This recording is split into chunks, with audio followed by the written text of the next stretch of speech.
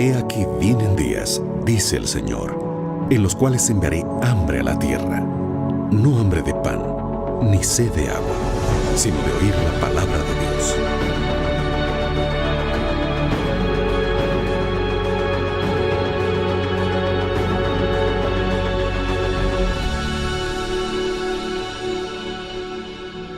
Libertad sin límites, con Joel Flores. Para un mundo perturbado, para una sociedad atemorizada, para una familia desintegrada o para una vida angustiada, existe esperanza. La esperanza es Jesús.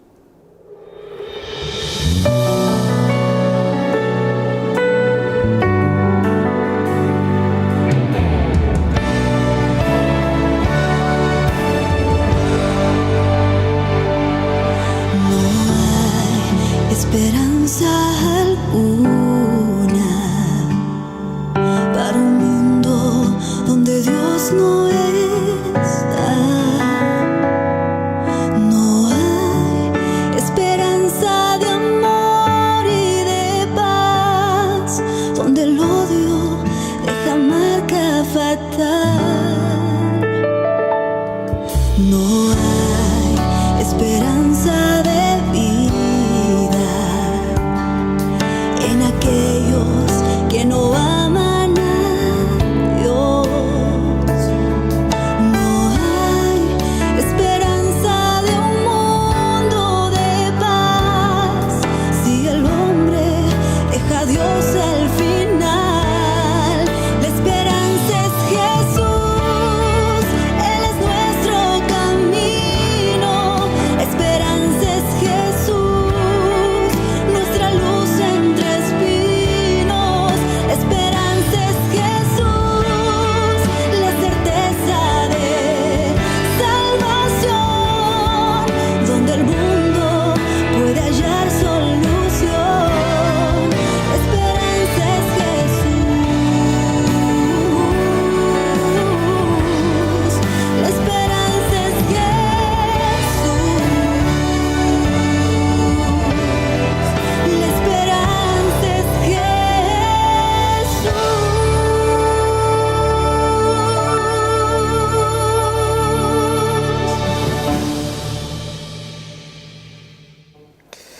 Jesús es el camino que nos conduce a la salvación.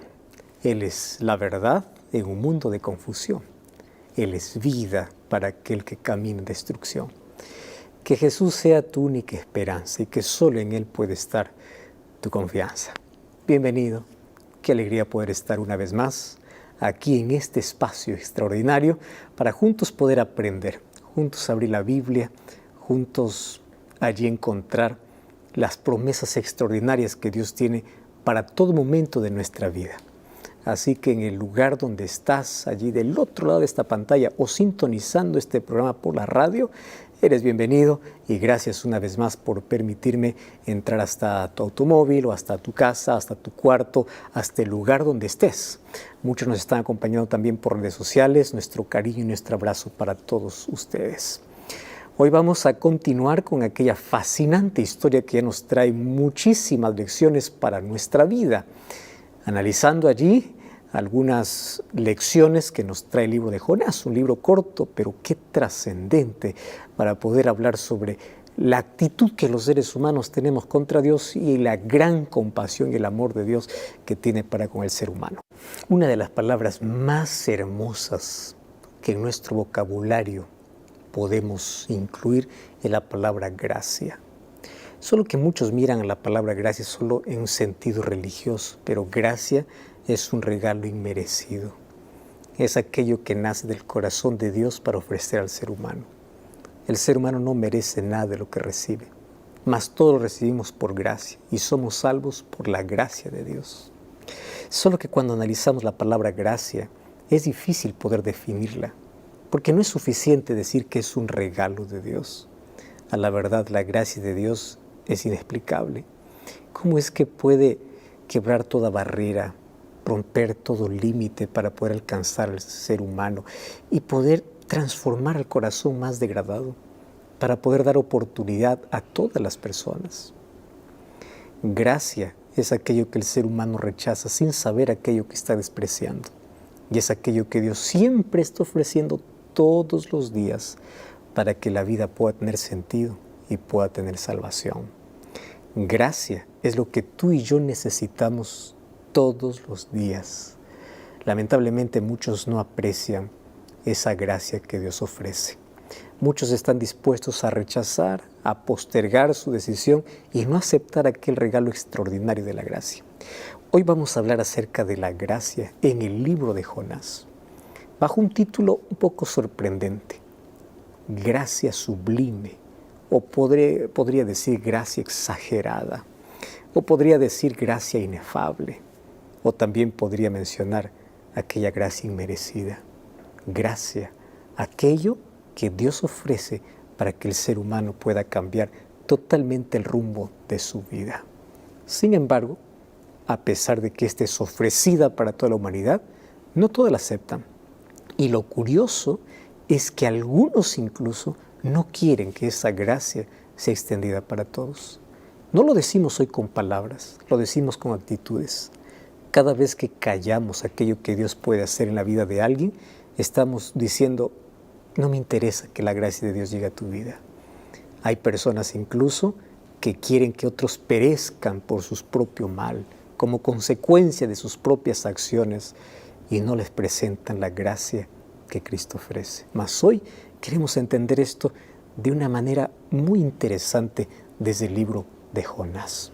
Y vamos a ver cuánta gracia recibimos y nosotros a veces no la sabemos apreciar. Lápiz y papel, vamos con Biblia en mano. Ahora sí, regresamos después de esta breve pausa para poder sumergirnos en este tema.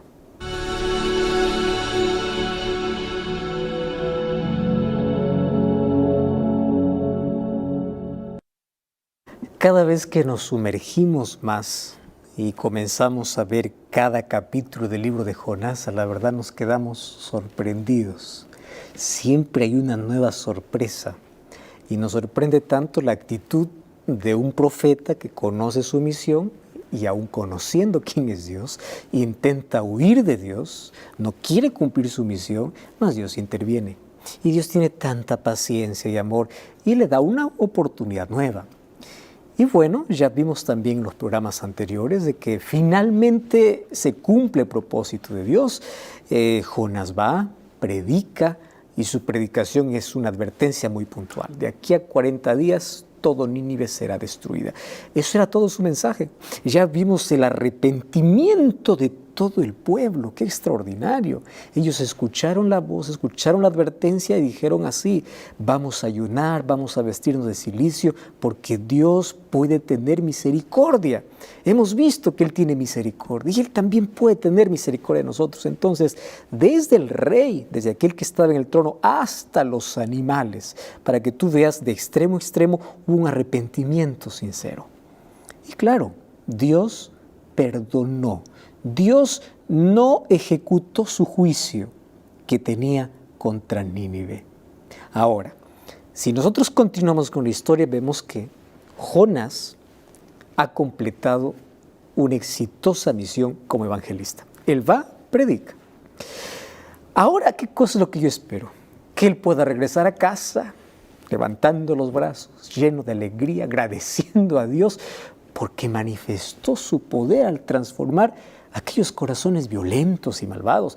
Eso sería el sentimiento de cualquier evangelista, de cualquier líder, de cualquier pastor, de alegría. Al menos eso es lo que todos esperamos en Jonás. Pero ahora vamos a ver que el profeta va a continuar sorprendiéndonos.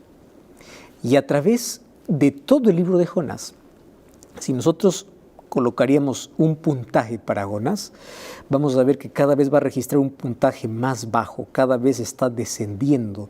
Si es que existiera una escala de medición espiritual, Jonás, en lugar de subir, cada vez desciende.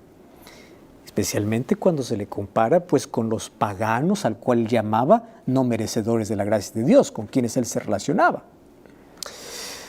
Tú ya te diste cuenta que allá en el primer capítulo, pues, ¿quién aparece? Aparecen los marineros y el capitán, que ellos perciben el poder de Dios en la tormenta y después adoran a Dios. Y Jonás no. En el capítulo 3 nosotros vimos que aquellos malvados ninivitas van a responder a ese juicio con un arrepentimiento verdadero. Pero Jonás no está ni siquiera arrepentido, no muestra señales de arrepentimiento. Vamos a ver que incluso el rey pagano de Nínive, con humildad, se somete a la soberanía del Ser Supremo, al reconocer que Dios ni siquiera está obligado a perdonar a la ciudad. Eso dice en Jonás capítulo 3. Mas él clama por misericordia. Ahora, todos aquellos al cual Jonás consideraba paganos, vemos que están arrepentidos, que adoran a Dios, que se someten a Dios. Ahora, por otro lado, vemos a Jonás. Jonás, cuando obedece, solamente después que se han tomado allí las medidas divinas más dramáticas, si no, no obedece. Y en el capítulo 4 vamos a ver que el profeta sigue con una actitud hostil. Ahora, si Jonás hubiese obedecido desde el comienzo, obviamente que se habría ahorrado muchas experiencias amargas y Jonás habría recibido abundantes bendiciones. Lo que pasa es que nuestra desobediencia hace que podamos cosechar con amargura las consecuencias. ¿Cuántas heridas en la vida nosotros pudimos haber evitado si solamente hubiésemos escuchado la voz de Dios? Pero a veces necesitamos experimentar, o como Jonás, ir hasta el fondo. A veces desde allí tiene que sacarnos Dios para decir, te salvé, para darte una nueva oportunidad. A veces esperamos cosechar la amargura de las consecuencias para aprender la lección. Ahora fíjate, el capítulo 4 de Jonás va a contrastar aquí otra vez a Jonás junto a aquellos a quien llama paganos.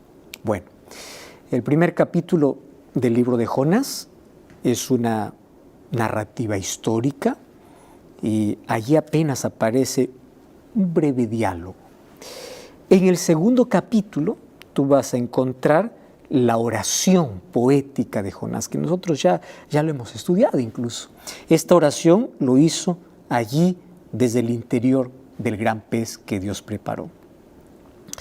El tercer capítulo va a resumir allí la progresión histórica. Y es interesante porque ahí vamos a ver cómo Nínive se arrepiente. Pero ahora nos toca estudiar el capítulo 4.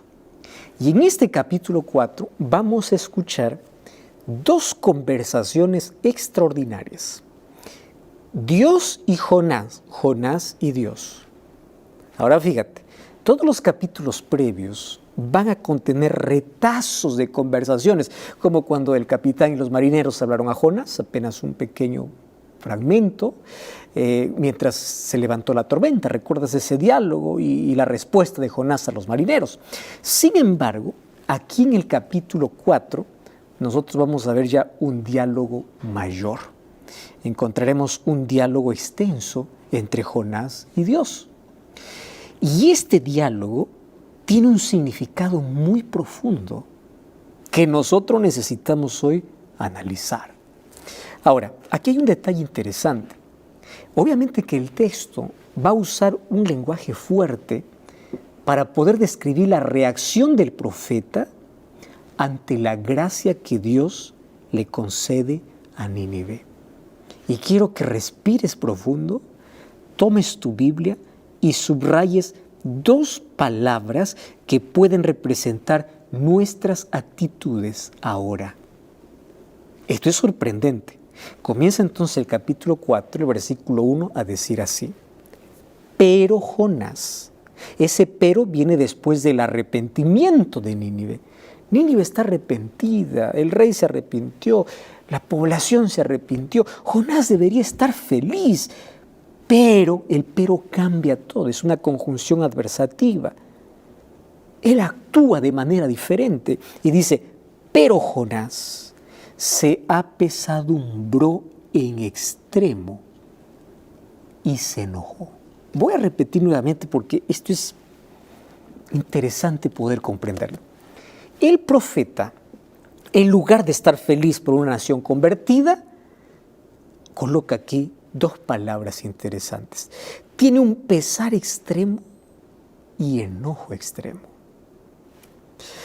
¿Sabes que en el original hebreo expresa que la inesperada misericordia de Dios hacia Nínive produce en el corazón de Jonás un grande malestar? Qué curioso, ¿verdad? Ahora, por el contrario, el castigo de Nínive, que habría causado a Dios mucho dolor. Si es que Dios hubiese castigado a Nínive, ¿cómo hubiese estado el corazón de Jonás? Alegre, lleno de gozo. Mira cómo cambian nuestras perspectivas y nuestras actitudes. Dios, al ejecutar su juicio, hubiese quedado muy apesadumbrado o con mucho pesar. Pero para el profeta esto hubiese representado alegría. Ahora, ¿qué cosa es lo que le enfurece?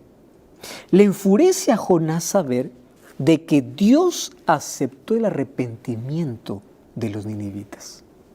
Y la frase literalmente dice así, que fue algo caliente para él, fue algo que lo quemó, que lo enojó, que lo calentó, diría de una manera más directa allí este verbo al enfatizar el enojo y el pesar extremo. Y tú sabes que este verbo aparece en otros pasajes del Antiguo Testamento. Y cuando nosotros comparamos estas palabras con otras que se repiten en otras partes, nos permiten comprender mejor cuál era la intensidad de la rabia, de la ira que tenía Jonás. Por ejemplo, ¿cuál era la intensidad de ira que tenía Jonás al ver que la gracia de Dios salvó a Nínive? Cuando nosotros vamos al libro de Génesis, vamos a encontrar que se usa este mismo verbo para poder describir la ira de Caín cuando Dios aceptó la ofrenda de Abel y no la suya. ¿Te acuerdas de esa historia? Está en Génesis capítulo 4.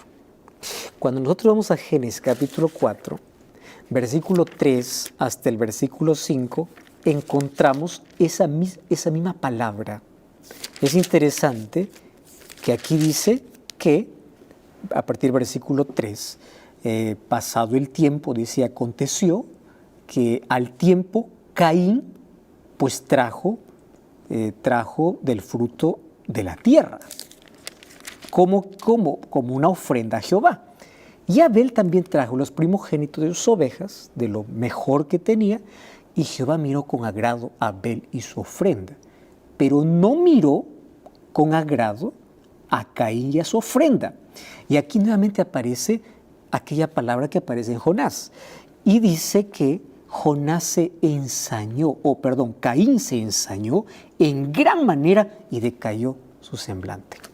Esta palabra, se ensañó Caín, es la misma palabra que aquí aparece, se enojó Jonás, para que tú entiendas la intensidad de enojo que tenía el profeta. Así como cuando Caín se enojó, cuando su ofrenda no fue aceptada y finalmente terminó asesinando a su hermano, ese era el grado de intensidad que tenía Jonás porque Dios había perdonado a Nínive. ¿No te parece esto curioso? Ahora, vamos a encontrar la misma expresión, por ejemplo, cuando Jacob y Labán pelean. Esa historia está en el libro de Génesis, el capítulo 31. Ahí en el versículo 36 encontramos otra vez esta expresión cuando dice, entonces Jacob se enojó y riñó contra Labán y le respondió, ¿no? Y le dijo Jacob a Labán, ¿qué transgresión es la mía? O sea, ¿por qué me estás persiguiendo? ¿Cuál es mi pecado? ¿Por qué has venido con tanto ardor de persecución? ¿Qué cosa es lo que estás haciendo? Aquí hay un reclamo fuerte. Es el mismo grado de enojo que presenta aquí Jonás capítulo 4. ¿Tú recuerdas la otra historia? Cuando los hijos de Jacob se enfurecen, cuando su hermana Dina es seducida y luego obviamente es violada literalmente. Ahí encontramos nuevamente ese verbo para hacer referencia al enojo que ellos tenían. Cuando vamos al libro de Génesis, el capítulo 34, el versículo 7, allí dice que los hijos de Jacob vinieron del campo cuando supieron y se entristecieron los varones y se enojaron en extremo. Estoy colocándote solamente estas historias para que veas el grado de enojo que tenía Jonás al ver la gracia de Dios sobre Nínive. ¿Tú te acuerdas la respuesta de Moisés a Coré cuando los de Coré se rebelaron contra Dios? Es igualmente intensa. Cuando tú vas al libro de Números, capítulo 16, en el versículo 15 dice: entonces Moisés se enojó y se enojó en gran manera y dijo a Jehová: no aceptes o no mires ofrenda. Nosotros vamos a ver esta misma emoción en la angustia de Samuel, justamente cuando el rey Saúl de manera deliberada comienza a rebelarse y a desobedecer a Dios. En 1 Samuel capítulo 15, allí cuando dice el texto que vino la palabra de Dios allá a Samuel, y allí le dice Dios: a mí me pesa haber puesto como rey a este hombre, o a Saúl, ¿no? Me pesa haberlo puesto como rey. ¿Por qué? Porque él se ha rebelado contra mí. Él no cumple mis palabras. Y allí dice el texto que una vez más aparece el término, ¿no? Que Samuel dice que se apesadumbró y clamó a Jehová toda aquella noche. Ahora, ¿entiendes el grado de enojo que tenía Jonás? El amargo resentimiento de Jonás, pues aparece aquí de manera inmediata después que Dios decide perdonar a Nínive. Y aquí el profeta, él ha visto que su predicación ha traído como resultado el arrepentimiento de todos los de Nínive. Y se arrepintieron en todos los niveles.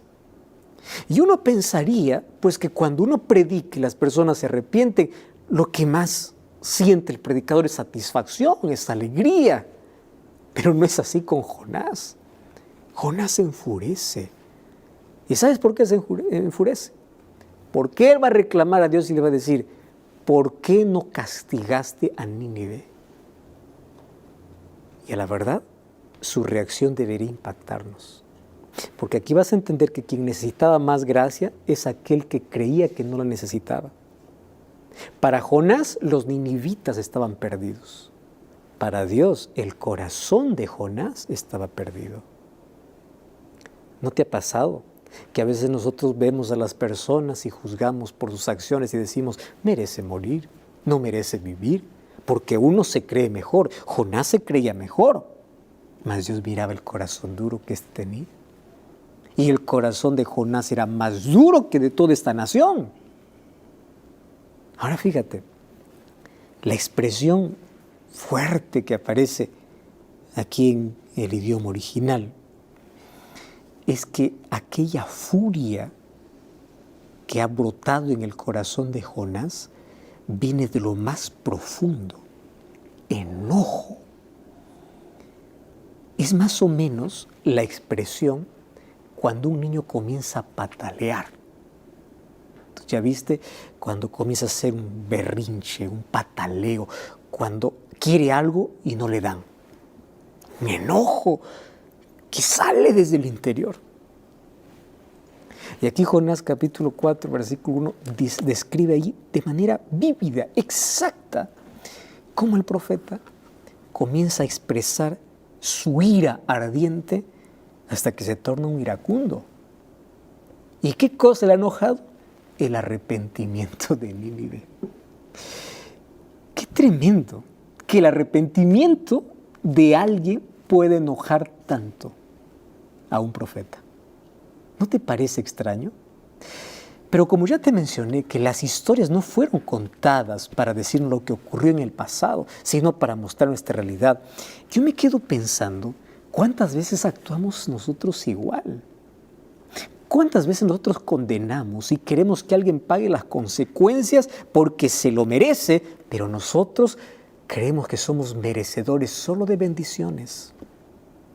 Los demás son merecedores del mal. ¿Quieres para hacerte un claro ejemplo de cómo nosotros expresamos? Mira, ve.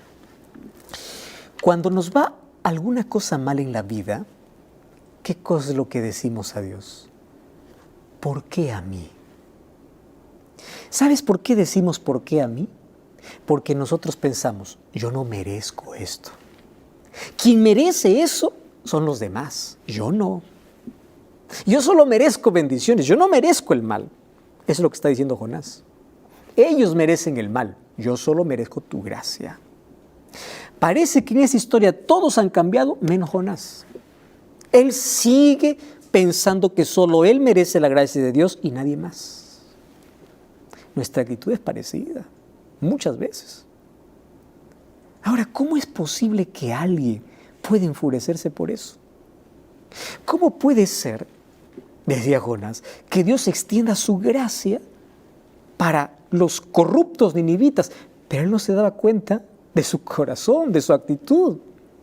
Y claro que todo el mundo sabía de la reputación que tenían los asirios. Así muestran, por ejemplo, los registros históricos allí del Antiguo Testamento. Ellos eran crueles, es verdad. Los asirios nunca aparecen ni siquiera como amigos de Israel allí en el Antiguo Testamento. Pero fíjate, acá hay una expresión interesante. La gracia siempre es excesiva. Y la gracia excesiva a veces ofende. Porque es la misericordia exagerada de Dios que puede enojar a muchos que se creen perfectos. ¿Recuerdas por qué se enojó el hijo mayor cuando volvió el hijo pródigo? Porque según el hijo mayor él no merecía nada. Para Jonás, los ninivitas deberían sufrir todas las consecuencias de su maldad y ellos no merecían más el perdón. Pero ¿sabes? Aquí encuentro que el perdón que tanto ofende a Jonás y que tanto lo enfurece es lo que más necesita Jonás para su vida. Y acá hay un detalle curioso. ¿Por qué? Porque ese enojo, ¿sabes a dónde lo lleva? A orar. Aquí hay otra cosa que me sorprende. Alguien que esté enojado con Dios puede decir, bueno, no quiero saber nada de Dios. Pero aquí Jonás expresa su enojo. Y aquí hay algo bueno que tenemos que aprender. No importa la situación en la cual tú estás, anda a orar. Ora. Presenta tu indignación, tu furia. Y ahí en el versículo 2 dice, oró a Jehová y le dijo, ahora, oh Jehová, ¿no es esto lo que yo decía cuando aún estaba en mi tierra? Por eso yo me apresuré a huir a Tarsis. Y mira lo que dice Jonás, porque yo sabía que tú eres Dios clemente y piadoso, eres tardo para enojarte, de grande misericordia y te arrepientes de hacer el mal. Aquí Jonás dice, para eso me mandaste. Ya viste que yo tenía más razón. Yo sabía que lo ibas a perdonar. Por eso es que yo no quería venir a predicar aquí. ¿Y sabes qué? Esta es la segunda oración que hace Jonás. Claro, porque la primera lo encontramos en el capítulo 2. Y en el capítulo 2 vemos a un Jonás diferente. Un Jonás que está atrapado dentro de un pez, ¿verdad? Vemos a un Jonás que está sumiso, que reconoce que Dios le ha salvado. Pero en el 4, ahora nuevamente expresa quién es Él. Ahora, en esta segunda oración, Él está alterado. Y Él va a Dios. Ahora, ¿sabes qué me impresiona? Es que en ambos casos, Jonás ora. Y en ambos casos, Jonás se justifica. Porque aquí comienza a justificarse y dice, ¿tú sabes por qué yo soy rebelde? Ah, porque yo sabía lo que ibas a hacer. Comienza a justificar, o sea, todo Nínive está arrepentido, pero Jonás no se arrepintió de su falta. ¿Estás entendiendo? ¿Por qué a veces es más difícil que el evangelio llegue a una persona que ya conoce de Dios?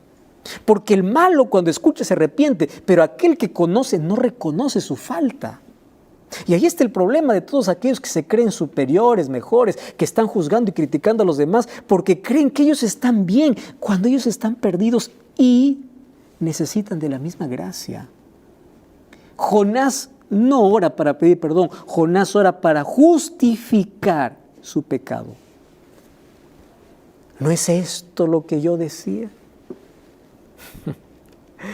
Ahora, por primera vez, Jonás reconoce, por lo menos, por qué él intenta evadir la orden de predicar en Nínive. Y aquí, ¿qué cosa revela? Lo que hay en su corazón. Los seres humanos podemos mirar acciones, Dios mira el corazón. Y aquí, ¿sabes qué cosa está diciendo Jonás? A mí me importan los que están perdidos. Me importa en absoluto. El que se pierde, pues que se pierda. ¿Cuántas veces nosotros nos hacemos lo mismo? No predicamos a alguien simplemente porque ya está perdido, ya, déjalo. Y es más, él está convencido de tener la razón al reaccionar de la manera como lo hace. Él está convencido de que tiene la razón. En lugar de estar arrepentido, él piensa que está actuando de la manera correcta.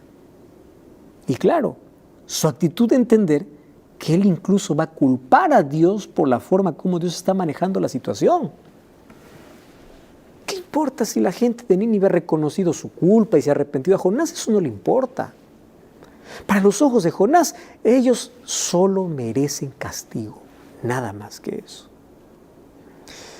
¿Sabes que Jonás simplemente no entiende el hecho de que la misericordia de Dios justamente alcanza a los peores pecadores, aquellos que están hundidos? Eso es la gracia, por eso no se explica con palabras humanas. Pero Jonás no puede aceptar de que Dios les permita participar a estos violentos ninivitas de los beneficios especiales que según él, solo él y su pueblo merecían. ¡Qué actitud!, ¿verdad? ¿Cuántas veces tú encontraste a un cristiano así condenando a todo el mundo cuando él necesita de arrepentimiento? Cuando cree que solo él merece la gracia y todos los demás no merecen nada.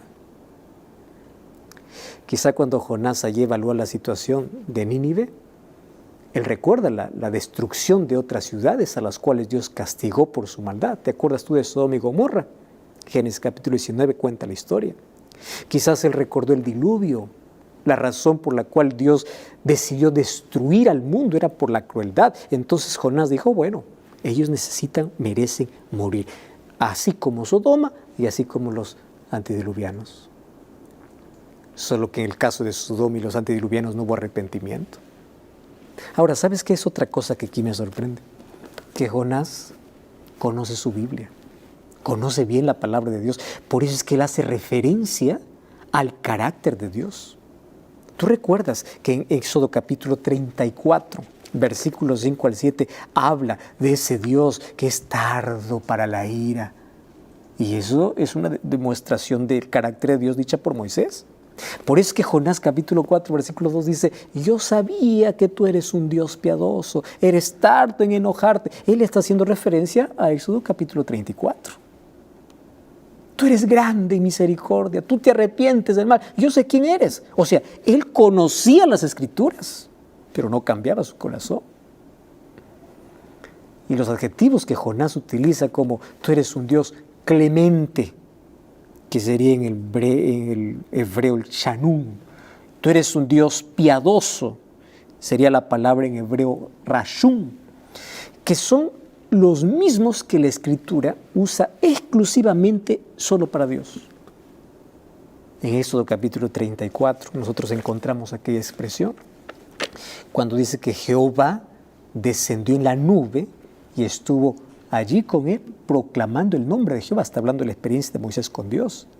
Y dice que pasando Jehová por delante de él, ¿qué cosa proclamó Moisés? Jehová, Jehová, fuerte, misericordioso y piadoso, tardo para la ira y grande en misericordia y en verdad. ¡Qué lindo! Y el texto continúa diciendo que guarda la misericordia a millares y que perdona la iniquidad y la rebelión y el pecado, que de ningún modo tendrá por inocente al malvado, y que visita la maldad de los padres sobre los hijos y sobre los hijos de los hijos hasta la tercera y cuarta generación. Aquí está hablando del carácter de Dios, que no da por inocente al que continúa en rebelión, pero que sí tiene piedad de aquel que se arrepiente. Eso es lo que olvidó Jonás. Jonás solamente vio el castigo, no vio el arrepentimiento. Ahora, en todo el Antiguo Testamento, nosotros vamos a encontrar un Dios que se deleita en tener misericordia. Me encanta lo que dice el libro de Joel, capítulo 2. El versículo 2 hasta el versículo 14. Allí dice: por eso pues ahora, dice Jehová. ¿Qué cosa es lo que dice? Convertíos a mí de todo corazón, con ayuno, con lamento, con lloro. Rasgad vuestro corazón y no rasguéis vuestras vestiduras. Convertíos, dice a mí Jehová, vuestro Dios, porque Él es misericordioso y clemente, tardo para la ira, grande en misericordia, que se duele del castigo. Los otros atributos de Dios allí mencionados por Jonás en su oración es tardo en enojarse y grande en misericordia. Esto pertenece exclusivamente al carácter de Dios. ¡Wow! Y nosotros vamos a ver que a través de todas las Escrituras vamos a encontrar un Dios que tiene grande misericordia de aquel que se arrepiente. A través de todas las Escrituras vamos a encontrar el carácter de Dios demostrado en misericordia y en gracia. Pero, ¿sabes? A Jonás le molesta que Dios comparta lo que es Él, aquellos atributos maravillosos que Él tiene como Dios, con una ciudad perversa como Nínive. Y Él incluso considera que Dios debe reservarlas solamente para los buenos, solo para los justos.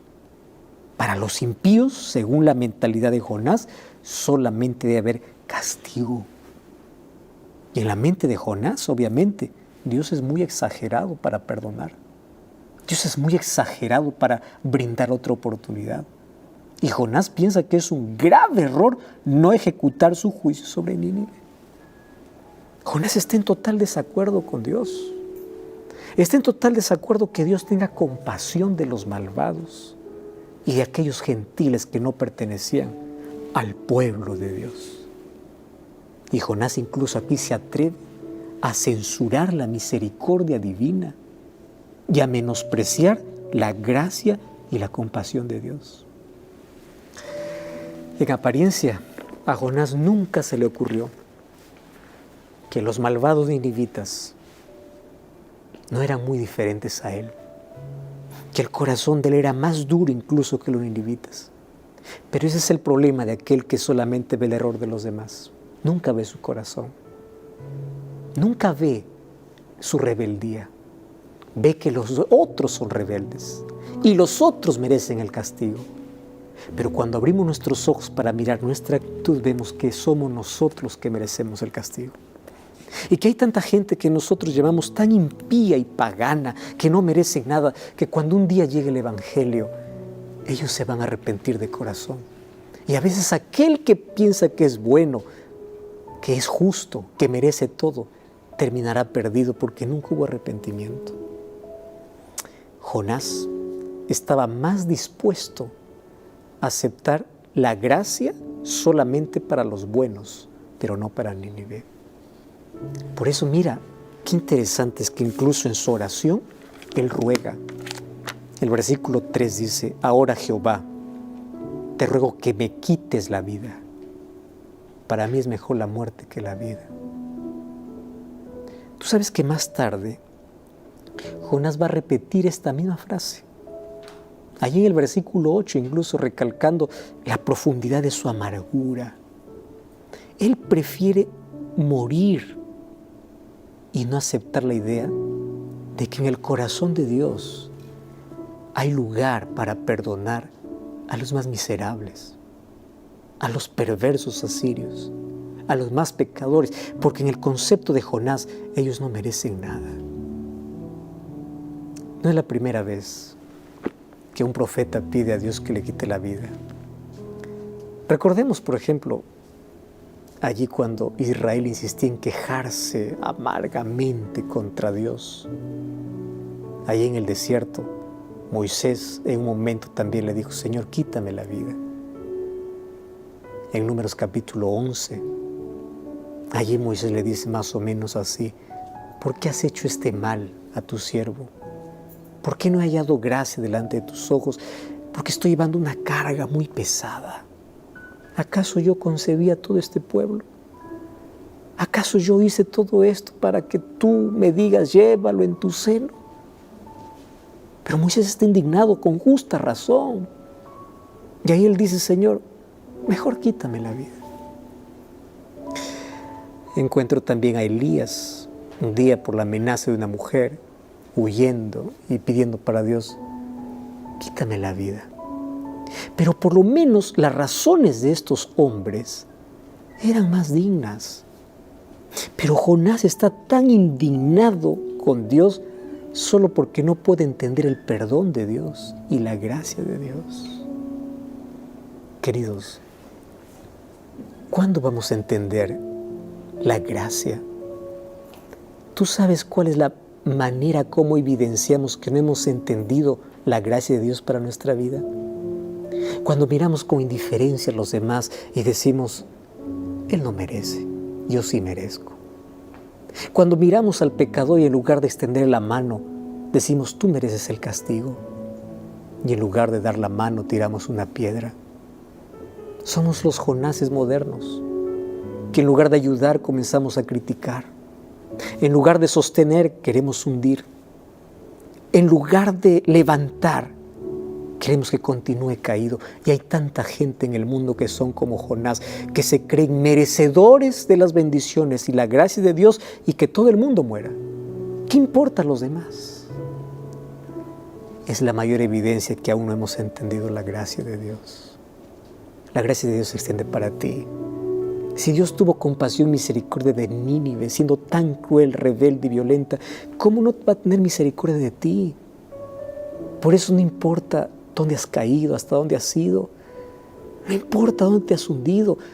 Si hay arrepentimiento verdadero, Dios tiene misericordia. Porque su gracia es inexplicable. Su gracia es sublime. Y un día llegaremos a disfrutar con Cristo por la eternidad, no por nuestras obras, sino por su gracia. Esa gracia, hoy tú puedes aceptarla. Y hoy tienes que entenderla. Esa gracia que salva es la gracia que también quiere transformar tu corazón. ¿Serás indiferente hacia esa gracia? Mi esposa va a cantar una linda música que habla sobre esta gracia sublime. Y mientras ella canta, dile, Señor, te agradezco por ese amor que tienes, aun cuando no merezco, mas yo lo acepto. Y enséñame a disfrutar de esa gracia compartiendo con los demás de que tú puedes cambiar vidas.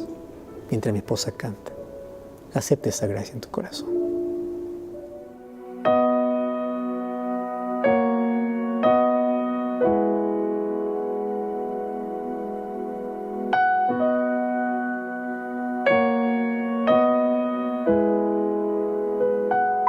Señor Jesús, yo quiero tu gracia, tu perdón es todo para mí. El mundo perdió sus encantos, la gloria encuentro en tu cruz. Tu gracia me basta, Señor. Mi alma te entrego en lo. Transforma mi vida, dame un nuevo corazón, Señor. Yo quiero reflejar la gracia que emana de Jesús. Fui salva por tu gracia. Soy salva por tu gracia. Maravillosa gracia de Jesús. Tu gracia me basta hoy.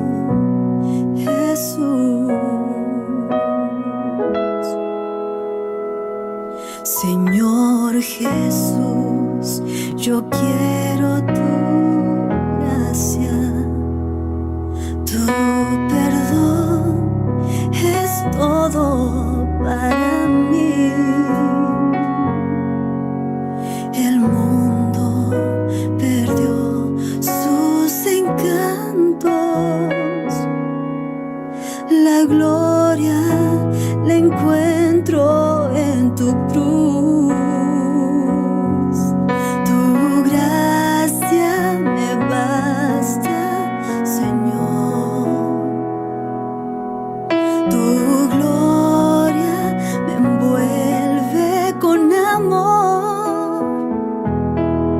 Cantaré que hoy acepto el sacrificio de Jesús. Fui salva por la sangre que vertió por mí en la cruz. Tu gracia me basta, Señor. Mi alma te entrego en loor. Transforma mi vida, dame un nuevo corazón, Señor. Yo quiero reflejar la gracia que emana de Jesús. Fui salva por tu gracia. Soy salva por tu gracia. Maravillosa gracia de Jesús. Tu gracia me basta hoy, Jesús.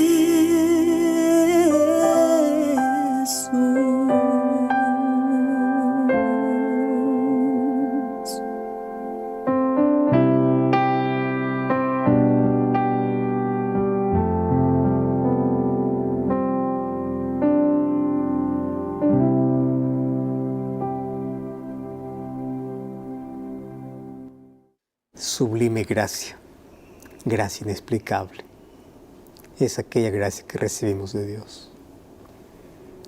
A mí me encanta la manera como Dios reacciona ante el pataleo humano, ante aquellas actitudes sin sentido. Dios le hace una sola pregunta a Jonás, y Jonás 4:4 dice, y Jehová le dijo, ¿haces bien en enojarte tanto? En otras palabras, reacciona. Tú crees que ellos no merecen la gracia, mas tú estás necesitando de esa gracia.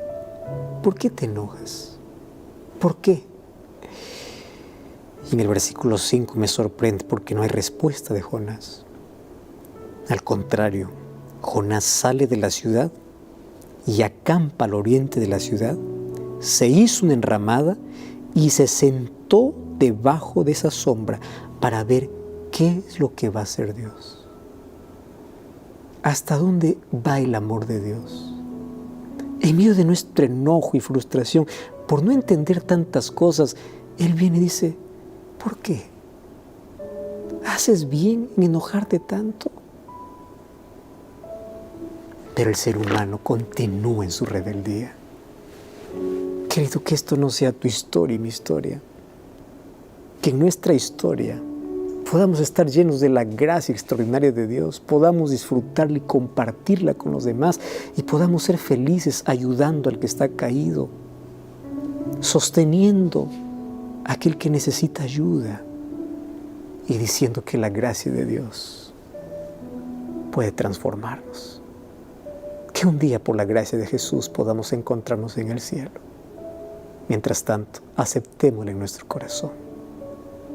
Acepta esa gracia que puede cambiar para siempre tu vida y deja tu actitud hostil de rebeldía contra Dios. Ora conmigo. Gracias, Señor, por tu palabra. Gracias por tu amor inmensurable. Gracias por tu gracia, que hoy la aceptamos en nuestro corazón. Y enséñanos a disfrutar de aquella gracia que salva y que transforma. Y ayúdanos a ver que todos merecemos tu gracia. Y en tu gracia, un día permítenos entrar a esa tierra que nos has prometido para vivir eternamente a tu lado. Acepta nuestra entrega en el nombre de Jesús. Amén. Como siempre te invito a buscar una iglesia adventista del séptimo día. Anda para allá. Ahí te estaremos recibiendo y continuaremos aprendiendo sobre la gracia de Dios. Y recuerda que la verdad te da libertad y te prepara para la eternidad. Hasta la próxima.